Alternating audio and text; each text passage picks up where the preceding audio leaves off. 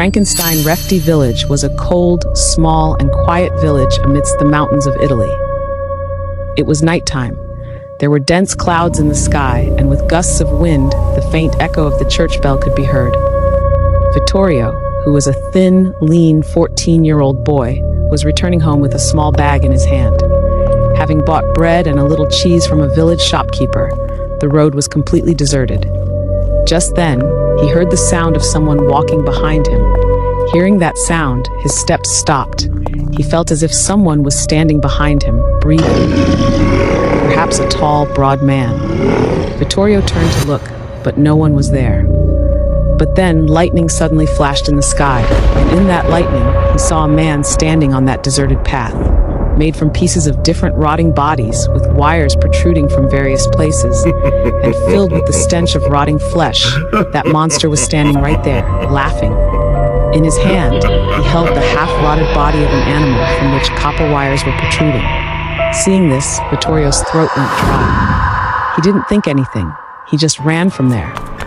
But after going some distance, he felt as if that monster was running after him. Vittorio kept running faster, and upon reaching near the church, when he looked back, that monster had disappeared somewhere into the darkness by the side of the road. Vittorio ran and reached his Uncle Aaron's house, where he had been staying for a few days. Actually, his parents had died 2 months ago. People dismissed their death as an accident, but Vittorio knew that the same monster had killed them. When their bodies were found, there were copper wires, acid stains, and electric burn marks on them. Vittorio had been silent since then. His uncle, an old surgeon, often said that Vittorio's parents were doing some experiments that were against the natural laws of the world. Vittorio was very frightened by that monster.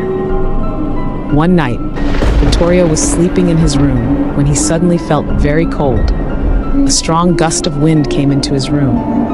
When Vittorio looked, his window was open. But this was strange because he closed the window every night before sleeping.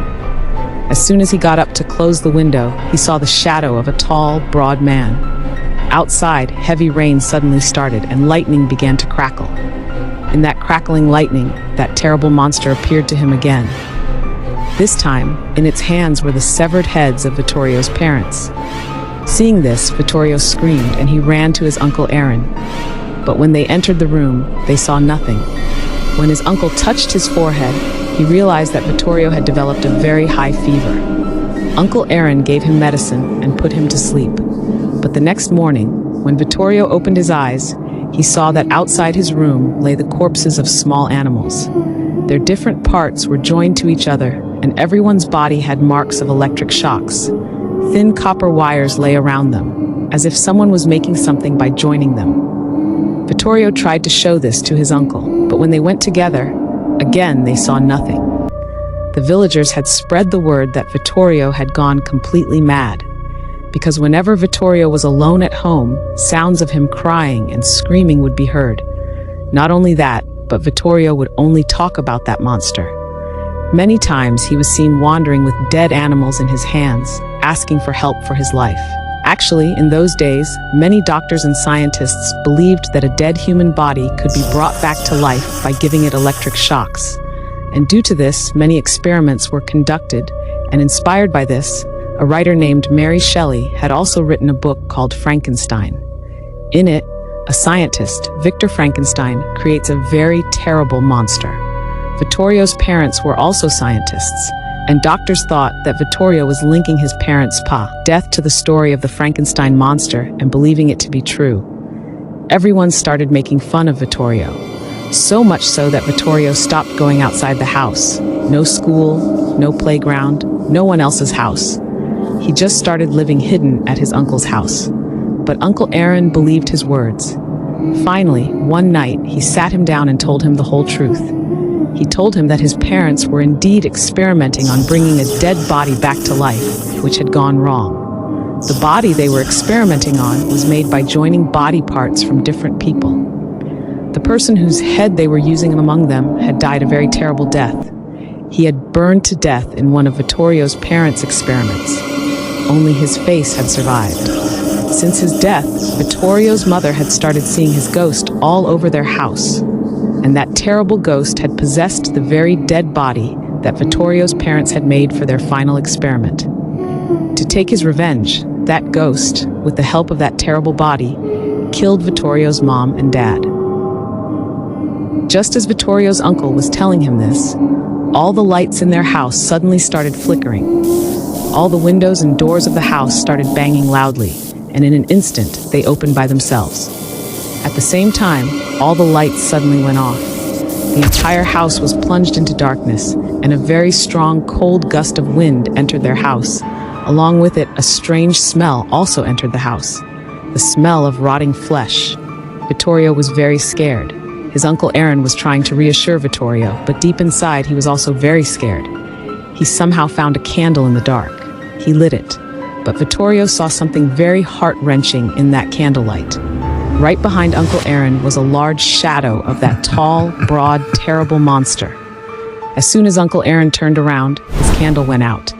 He lit the candle again, but this time his hair stood on end.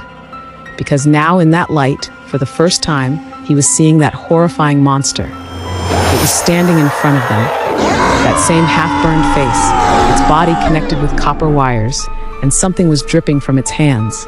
Its eyes were completely white, as if lightning was flashing in the dark. Uncle Aaron stepped back, but his foot got tangled in a copper wire. That monster grabbed Uncle Aaron's neck with its hands and lifted him into the air. Strong electric shocks ran through Aaron's body. Uncle Aaron's breath stopped at that very moment, and in just a few moments, his entire body turned black.